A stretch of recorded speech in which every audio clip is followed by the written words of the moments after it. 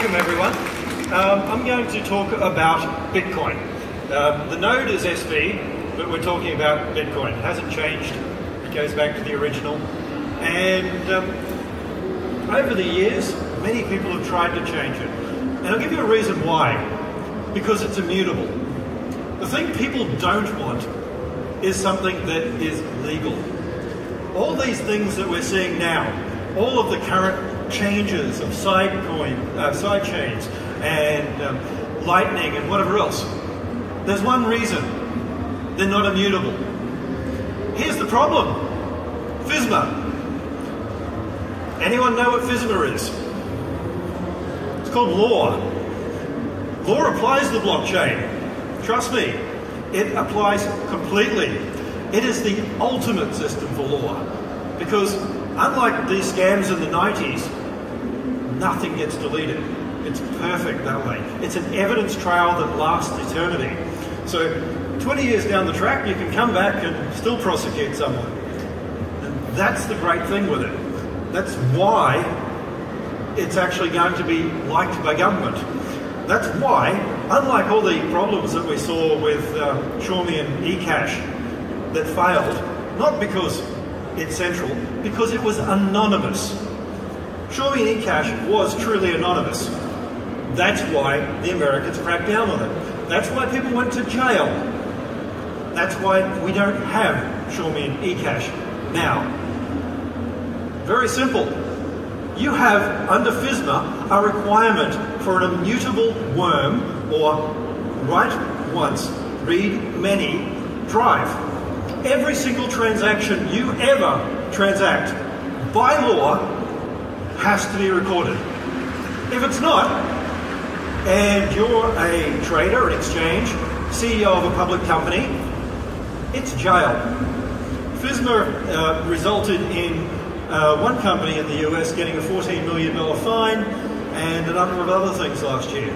So when you have Lightning and you're a money handler node, enjoy bending over and letting the feds have their fun, because that's what's going to happen.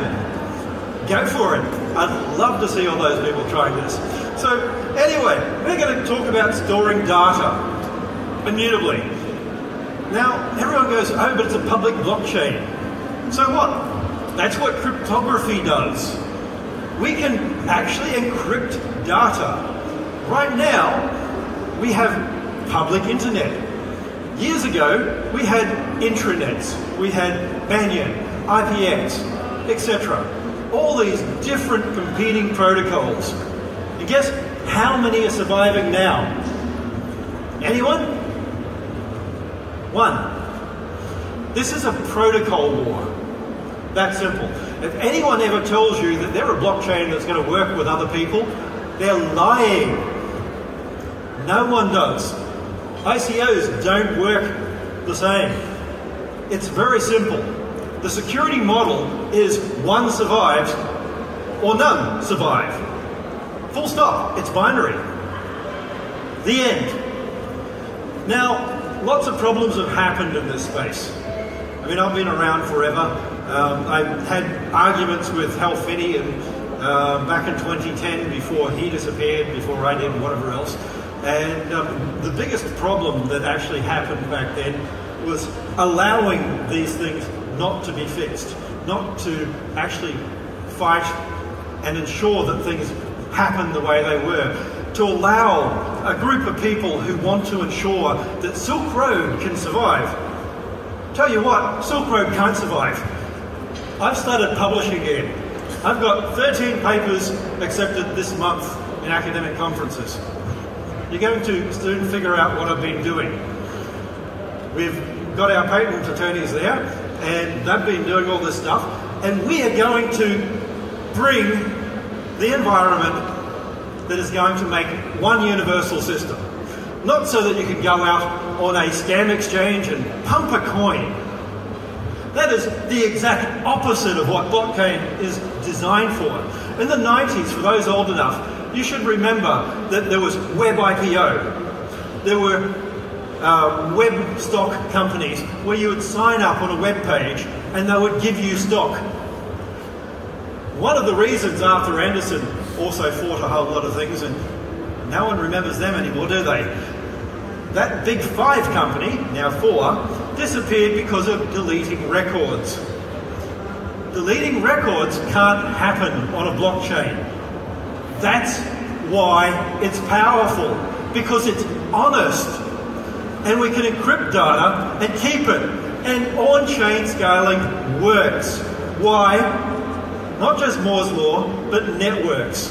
Over time, we have exponential growth. Exponential is something that is really difficult for most people to understand. But here's the thing. It doesn't matter that you don't understand the magic math that make exponential work. Everything gets faster. Moore's law is not ending, and networks are not getting slower. By the next few years, you're going to see faster and faster fibers. Fiber technology has got to the point where the entire internet can be put down one strand. One multi-mode fiber can actually do nearly a zettabyte now. And you can put hundreds of these in a cable. Basically, we have more network bandwidth than we know what to do with. And we're growing. And it's getting better. So, the concept is very simple. We have a number of competing systems that act to secure everything. Bitcoin, the idea of peer-to-peer is not new. Peer-to-peer means Alice and Bob transact. That's it. That's the secret. Now that actually goes back, and Blind Shawmy and eCash did this in the early 90s. It actually goes back to the 80s when he first did it. And one of the problems, of course, was too many people like Hell and now the others want something anonymous. Unfortunately, Hell's gone, but listening to him was probably a big mistake. But we can't have anonymous. We want private. Private means no one knows what you're doing unless there's a problem. It's traceable. The police can't go and raid you for everything. There's so much data out there, it is not funny, and it's growing. Facebook alone has 600 petabytes worth of data now. So it's not going away, and they're not going to find things easy. But we can now create systems that allow you to put all that on the blockchain. So we're now starting to get our patents filed and public, and now you can start seeing what I've been doing for the last few years. Things like graph-based systems, DFAs. Yes, Bitcoin is Turing complete, and whether you like it or not, I've got peer-reviewed papers proving it coming out. How is really the issue.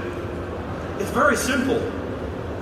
At the end of the day, you have unrolled loops. Anyone who's ever run a HPC, a high processing compute unit, will realize that each GPU unrolls code.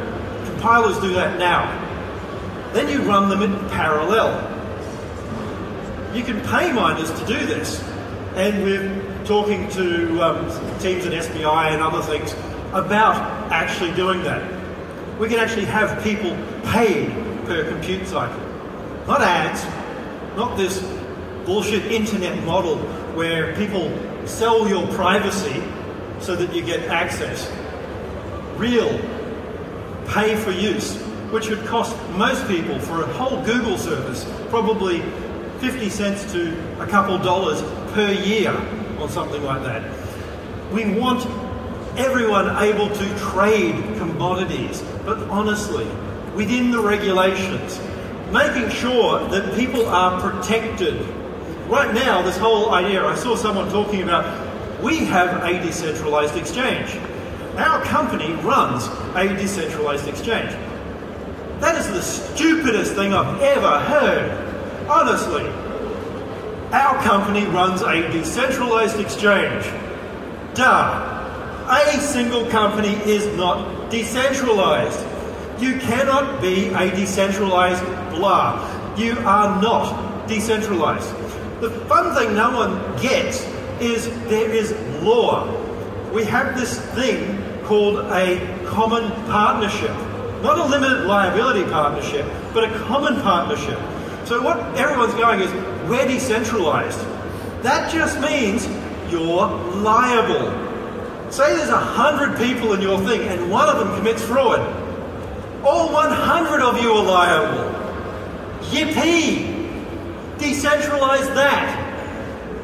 That's what they're asking for. So functionality.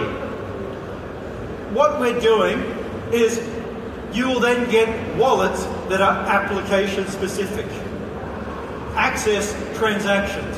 Access everything you need to do. Whether it's the equivalent of a web page, whether it's computation, whether it's a game, I don't really care. And what you've seen with op return opening up is 1% of 1% of 1% of 1%, and I can keep doing that for about a week of what's about to come. So, EDI. This has been one I've been doing for a while. Anyone know the most common banking application for EDI? It's called Swift. Sorry, Swift, I've filed patents before you. Have a nice life. So, EDI. EDI is a $14 trillion industry. It basically is how Toyota survives. It is how most businesses in the world survive. We can do it for about 0.3% of the company transaction costs using Bitcoin. So, no, I'm not going to tell you to go and buy a scam coin and flip and hoodle and all this bullshit. Quite frankly, what I want is companies using data, people using data, people using the blockchain. Not, we're going to trade and run our little scam coin. Everyone doing that, go to fucking hell. You're the reason blockchain exists, to get rid of you. So, EDI and the blockchain, traditional architecture, we have it here. It's horrible. I remember when I was working at Staple, when I was in the military, whatever else, we did this stuff. It's awful. It works, but it's horrible. So, what we're going to do is look at how big this market is. It's huge. And then we're going to streamline processes for large organizations. That's why we need big blocks, because we're going to sell data as a commodity. I don't really care about exchanges for one reason. Walmart will pay to store data. Tesco will pay to store data. The US government will pay to store 50,000 banks globally will pay to store data. And all of them, by law, require an immutable data source. Right now, they have worm technology. They have optical drives. It's slow, it's horrible, it's expensive. Bitcoin solves it. That's use. Exchanges are casinos, they're not use. We want markets. Markets are using something. Markets involve end users, buying and selling commodities. And here's the thing no one seems to get. There are two types of money in human history. Two. One, fiat. Everyone knows what fiat is? Yeah, that's that thing that government makes us pay tax in. Two, commodity money. Bitcoin is a commodity ledger. The end. Commodities have value. So, goal of Bitcoin. We have one way to be cash, and that is to be a commodity. If you're not a commodity, you're nothing. You can either be legal tender because the government says you are legal tender, in which case they can decide whatever the hell they want every week. They can print another $1 trillion. Thank you, US. That's the reality of how it works.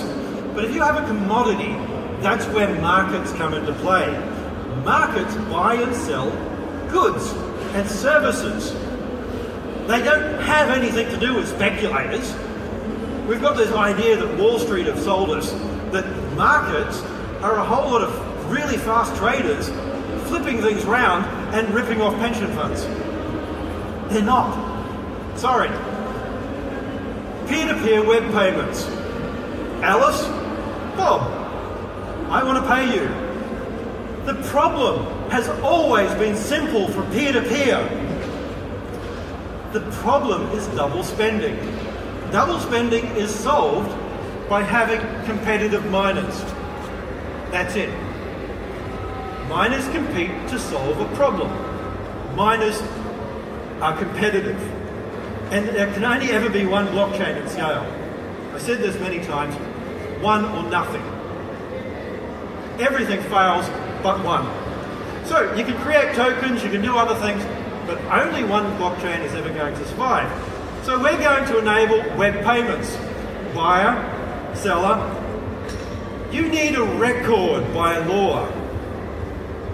I don't care what people say. Right now they say, oh, but cash. Cash requires you have a record. When you go to the till, they print out invoices. If you go to even a dry cleaner, a cash industry, they get audited so heavily right now because it's so easy to try and get around cash. But what they now do is they use analytics. I know, I helped develop some of these things. I wrote the benefit law module for R and a few other things. Not that most people know that, but it's an accounting test to look for fraud. That's the sort of code I used to do. I used to work for accounting firms years ago, as well as other things. And blockchain creates a way of not having fraud.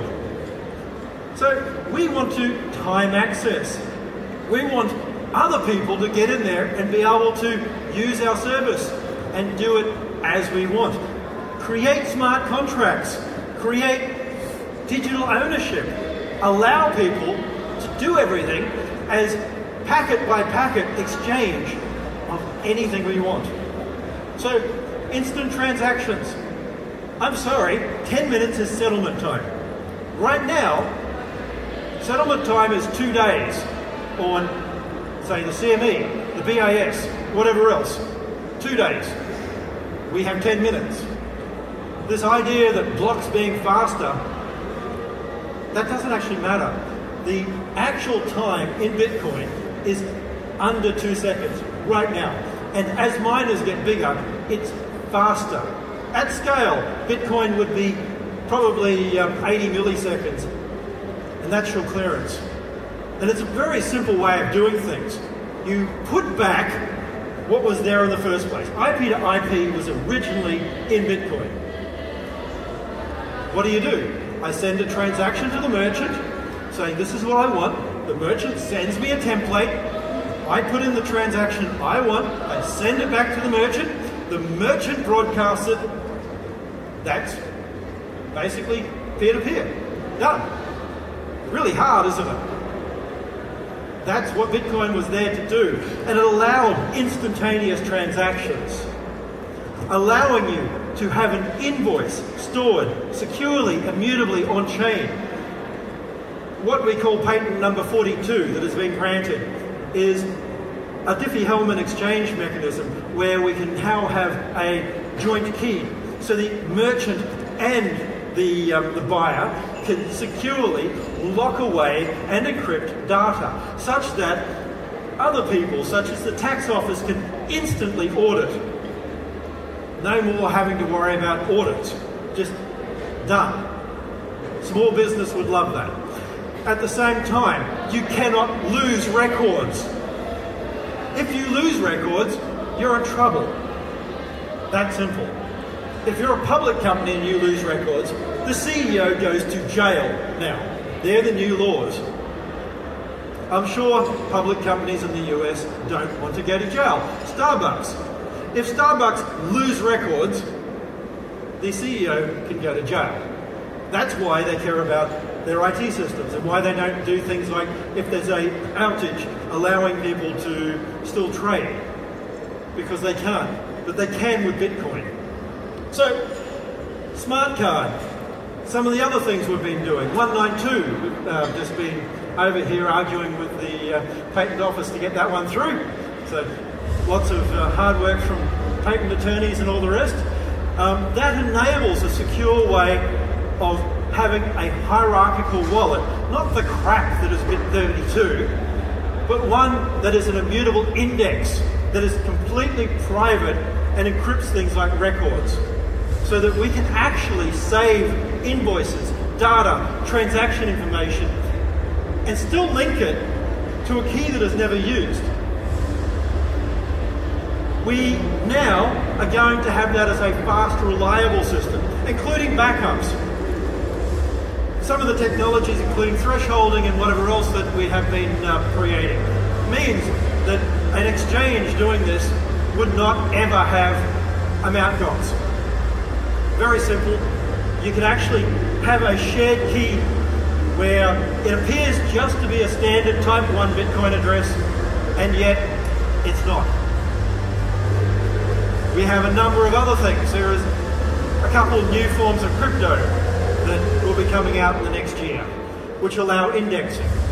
So we have a homomorphically indexed web search encryption algorithm, and I'm sorry Gentry et al, and I'm sorry IBM, it works. Smart, but we want this. We want people actually doing this stuff. So, file storage solutions. I've seen a few. People put things in op return. Boring. It's nice. Jimmy's excited. I'm not. Because this is the tip.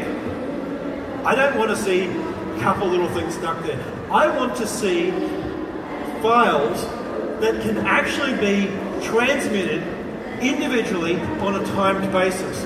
And using script, we can do this. That's one of the things MetaNet's going to enable. You'll be able to sell access to file streams online. Not the file, movies. We could actually put Netflix on the blockchain.